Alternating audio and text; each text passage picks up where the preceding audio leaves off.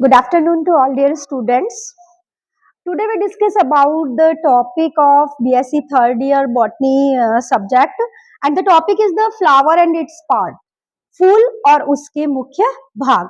ये टॉपिक आपके जो है बीएससी थर्ड ईयर के एनुअल एग्जाम के साथ साथ बीएससी सेकेंड ईयर यानी आपका जो थर्ड सेम है उसमें भी आपके टेक्सोनॉमी का जो पार्ट है उसमें आपके लिए बेनिफिशियल है। So let's we start flower and its part. देखिए, सबसे पहले तो आप ये देखिए कि फ्लावर क्या है, फूल क्या है, व्हाट इज द फ्लावर।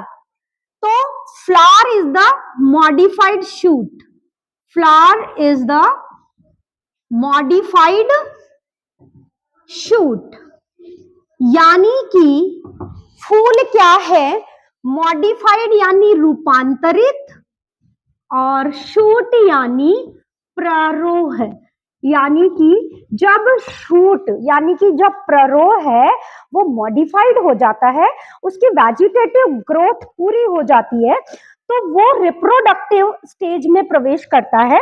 और जब रिप्रोडक्शन करने वाला होता है तो उस शूट के ऊपर जो है इस तरीके से फ्लावर डेवलप हो जाता है। तो ये एक रिप्रोडक्टिव फेज जो है प्लांट की स्टार्ट हो जाती है। क्यों? क्योंकि इस फूल के अंदर, इस फ्लावर के अंदर ही पूरे reproductive organ, it means androecium और गाइनोशियम, जो हम आगे डिस्कस करेंगे, वो इसके अंदर मिलते हैं। तो सबसे पहले तो हमने फ्लावर देख लिया कि what is the flower. Now we discuss about the its part, हम इसके भागों के बारे में डिस्कस करेंगे। तो सबसे पहले मैं बात करूं, एक वह डंडी या वह स्टॉक या वह सहारा जिसकी सहायता से फूल जो है वो डाली पर या ब्रांच पर लगा रहता है, वो कहलाती है पैडिकल।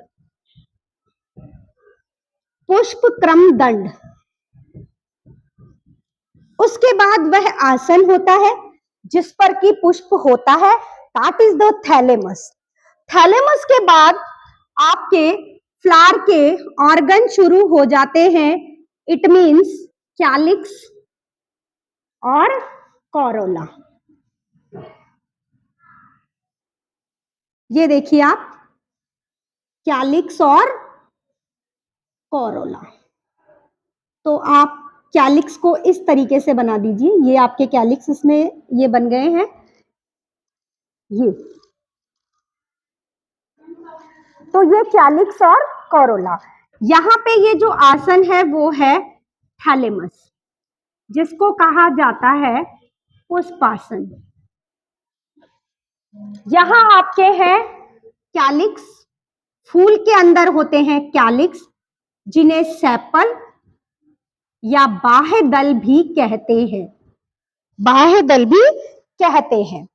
ये होते हैं कोरोला, जिन्हें पेटल या दल भी कहते हैं।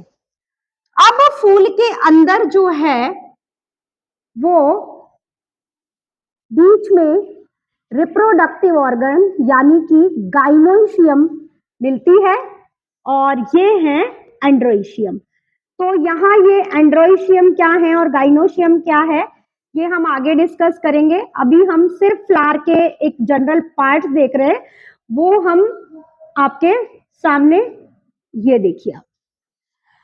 तो यहाँ ये गाइनोशियम के अंदर ओवेरी है और इसके अंदर ये ओव्यूल्स लगे हैं। तो ये वाला पार्ट है आपका गाइनोशियम, पूरी गाइनोशियम कहलाती है। ये वाली चीज है ओवेरी, और इस ओवेरी के अंदर ये लगे हैं ओव्यूल्स, ये ओव्यूल्स है। यहाँ कैलिक्स हो गया, कोरोला हो गया, ये बोथ आर एंड्रोशियम यानी पुंकेसर हो गए, ये गाइनोशियम हो गया, जायंग हो गया, और ये है स्टिग्मा, और ये है स्टाइल यानी वर्तिकाग्र और वर्तिका, वर्तिकाग्र और वर्तिका।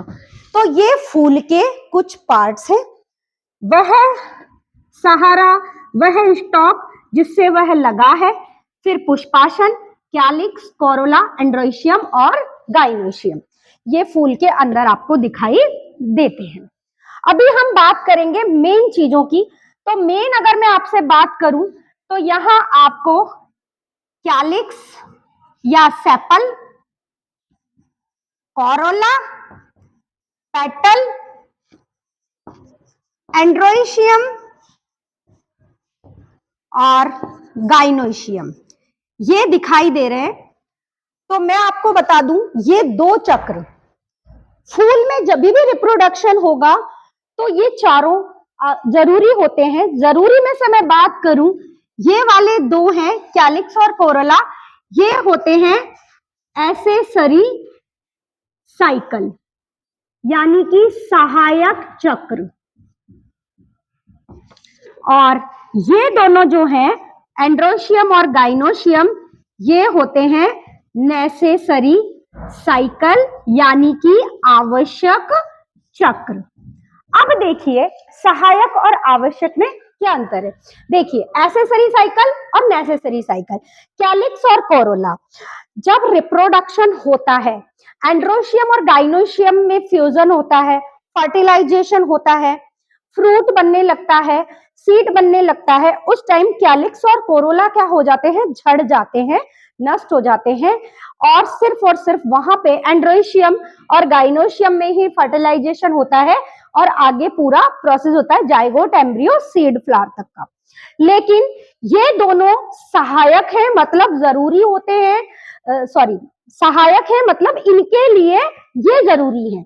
ये तो रिप्रोडक्शन के लिए जरूरी है एंड्रोशियम और गाइनोशियम, लेकिन इनके लिए सहायक चक्र ये दोनों हैं, क्योंकि ये ही फूल जब होता है और फूल के अंदर कैलिक्स और कोरोला, पेटल होते हैं।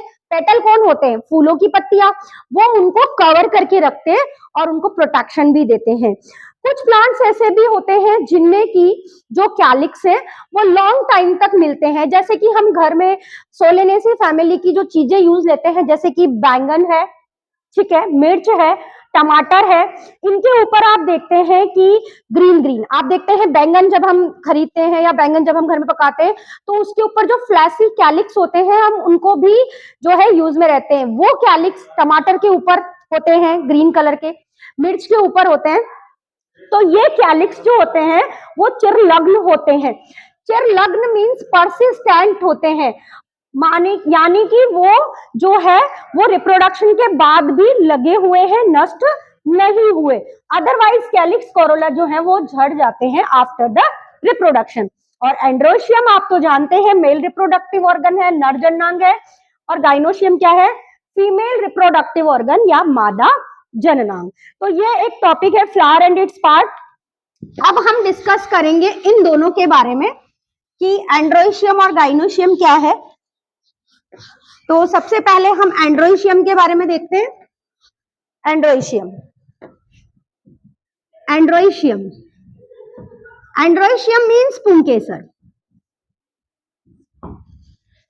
Androecium is the male reproductive organ, male reproductive organ.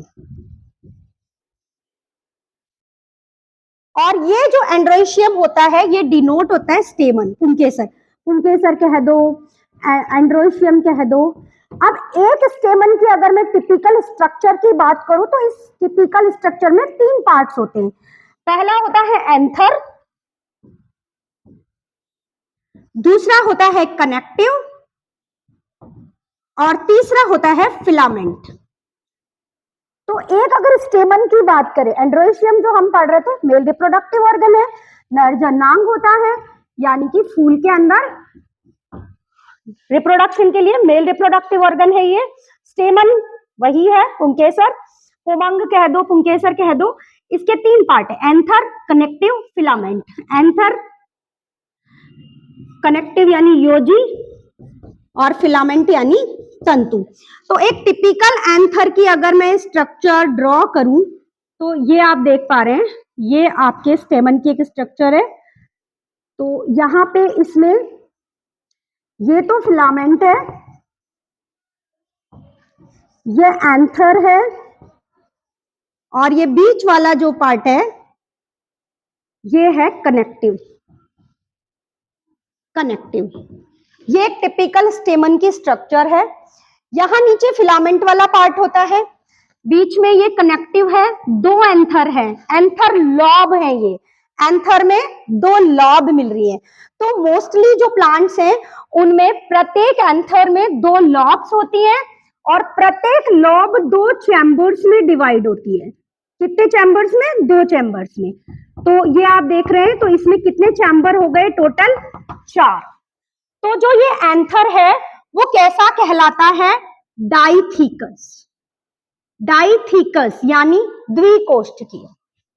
तो मोस्ट ऑफ जो प्लांट्स हैं उनके अंदर एंथर जो होता है वो डाइथिकस होता है। एंड यहां स्पोरेंजिया कितनी है? 1 2 3 4 टेट्रा स्पोरेंजिएट। टेट्रा स्पोरेंजिएट यानी चतुष्क बीजाणु धानी। यहां पे मोस्ट प्लांट में डाइथिकस एंथर होता है और स्पोरेंजिया कितनी होती है? 4। लेकिन यहां से एक छोटा क्वेश्चन आपके एग्जाम में बनता है। एक फैमिली है मालवेसी। मालवेसी फैमिली की अगर मैं बात करूं तो मालवेसी फैमिली में आपके जो एंथर है वो मोनोथीकस होता है। It is the specific character of this family के जो मालवेसी फैमिली है उसमें जो एंथर होते हैं वो मोनोथीकस होते हैं यानी एक कोष्ठकीय होते हैं और इसके अंदर दो चैम्बर होते हैं। तो जो मालवेसी फैमिली के एंथर कैसे हो गए? Monothecous and बाइस्पोरेंजिएट। बाइस्पोरेंजिएट द्विबीजाणुधानीधर। दो बीजाणुधानी हो गई और कोष्ठ हो गया इसमें एक कोष्ठकीय। और मालवेसी फैमिली में कौन आता है? गुड़हल आता है और आपके कपास आता है, भिंडी आती है, ये सारे आते हैं। अभी अगर ये आपके एक फिलामेंट के स्ट्रक्चर है, अभी अगर हम इसकी एलएस सेक्शन देखते हैं इस स्टेमन का तो हम देख पाते हैं कि एक स्टेमन का अगर हम एलएस काट के देखते हैं पूरा तो ये आप देखिए, ये इसकी स्ट्रक्चर होती है। ये 4 स्पोरेंजिया है इसमें और डाइथिकस एंथर है। ये टिपिकल एंथर की स्ट्रक्चर है। ये देखिए, ये 4 स्पोरेंजिया हो गई हैं और इनमें स्पोर्स है और ये हो गई है टेट्रा स्पोरेंजिया। 4 स्पोरेंजिया। ये एक आपके एंथर की स्ट्रक्चर है। अब ये जो एंथर है इसकी टीएस जब हम काटेंगे तो नेक्स्ट क्लास में हम ये देखेंगे कि एंथर की जो टीएस है उसकी स्ट्रक्चर क्या होती है। Thank you.